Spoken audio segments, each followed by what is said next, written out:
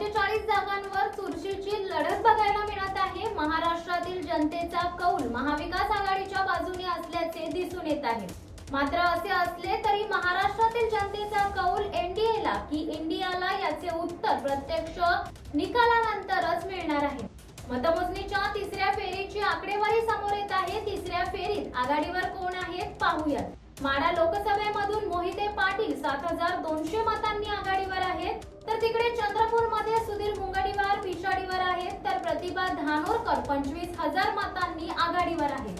नागपूर लोकसभा मतदारसंघातून नितीन गडकरी 21000 मतांनी आघाडीवर आहेत, तर तिकडे साताऱ्यामध्ये महाविकास आघाडीचे शशिकांत शिंदे 6000 मतांनी आघाडीवर आहेत।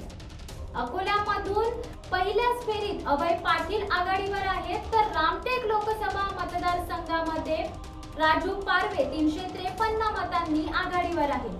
मावळ लोकसभा मतदारसंघात श्रीरंग बारणे आणि संजोग वागेरे पाटील यांच्यात जोरदार चुरस रंगली आहे। दुसऱ्या फेरी अखेर बारणे यांना 36547 तर वागेरे यांना 34357 मते मिळाली आहेत। बारणे यांना 1890 मतांची आघाडी मिळाली आहे, तर तिकडे भिवंडी लोकसभा मतदारसंघात भाजपचे उमेदवार कपिल पाटील 2653 मतांनी आघाडीवर आहेत। कोल्हापूर लोकसभा मतदारसंघात शाहू महाराज अंदाजे 13000 मतांनी आघाडीवर आहेत, तर बारामती लोकसभा मतदारसंघात सुप्रिया सुळे दुसऱ्या फेरीत देखील 11532 मतांनी आघाडीवर आहेत। सांगली लोकसभा मतदारसंघात अपक्ष उमेदवार विशाल पाटील चौथ्या फेरीत देखील 24725 मतांनी आघाडीवर आहेत। तिकडे रावेर लोकसभा मतदारसंघात भाजपच्या रक्षा खडसे आघाडीवर आहेत।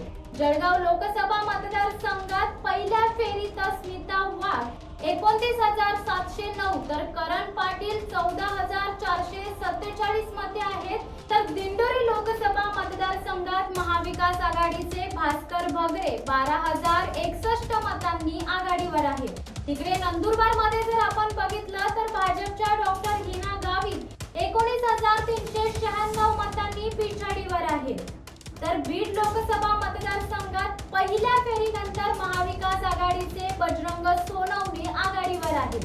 अमरावती लोकसभा मतदारसंघात काँग्रेसचे बळवंत वानखेडे आघाडीवर आहेत।